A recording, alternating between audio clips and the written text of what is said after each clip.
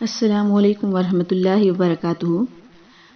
جیسے کہ آپ کو پتہ ہے کہ آج شب بارات ہے شام کو، تو اس سے پہلے آپ نے یہ والا وظیفہ لازمی کر لینا ہے، یا پھر شب بارات رات کو بھی آپ یہ وظیفہ کر سکتے ہیں۔ بہت ہی زبردست وظیفہ ہے۔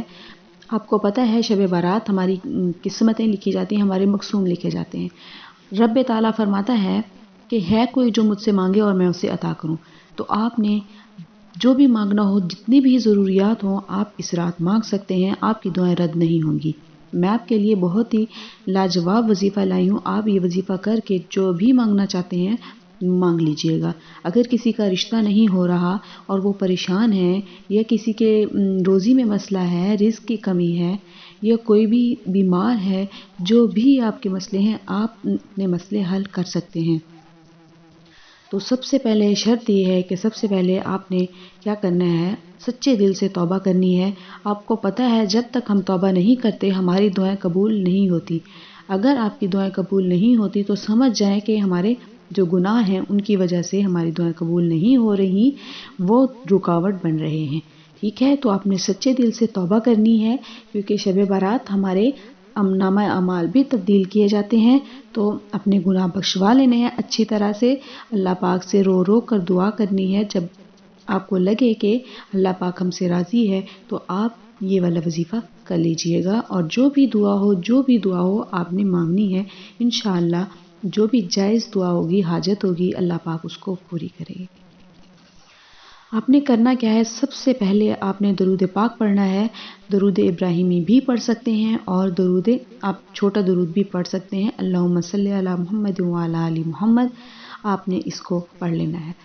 تو آپ نے جب اس کو پڑھ لینا ہے، آپ جب وضو کر کے ایک ہی جگہ پر بیٹھے رہیں تو آپ نے سارا وظیفہ وہیں پہ کمپلیٹ کرنا ہے۔ ٹھیک ہے، ادھر ادھر نہیں جانا، اور آپ کا سارا دھیان وظیفے کی طرف ہی ہونا چاہیے۔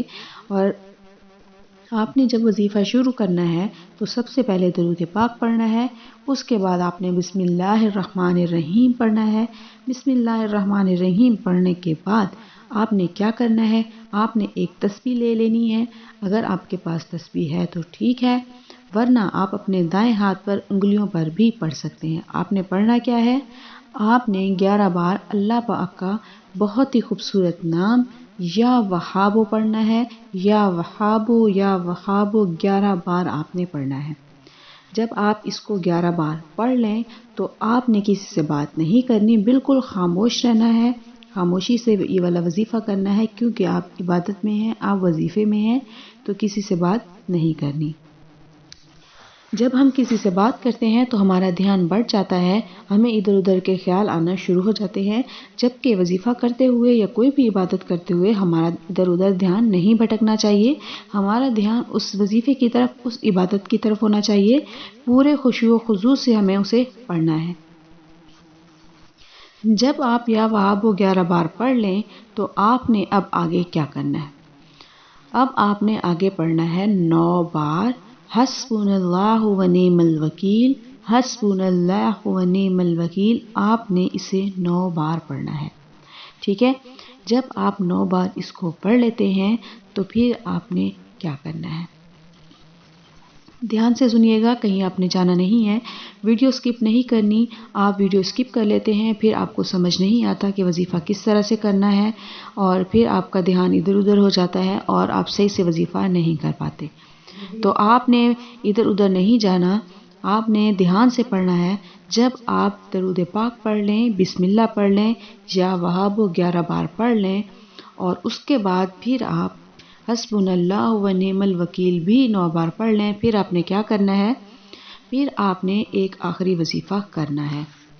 جب ہم یہ سارے وظیفے کر لیتے ہیں، آخری وظیفے کی باری آتی ہے تو اس وقت ہم اللہ پاک کا شکر ادا کرتے ہیں۔ ہم پڑھتے ہیں 11 مرتبہ الحمدللہ الحمدللہ الحمدللہ۔ آپ نے 11 مرتبہ اس کو پڑھنا ہے۔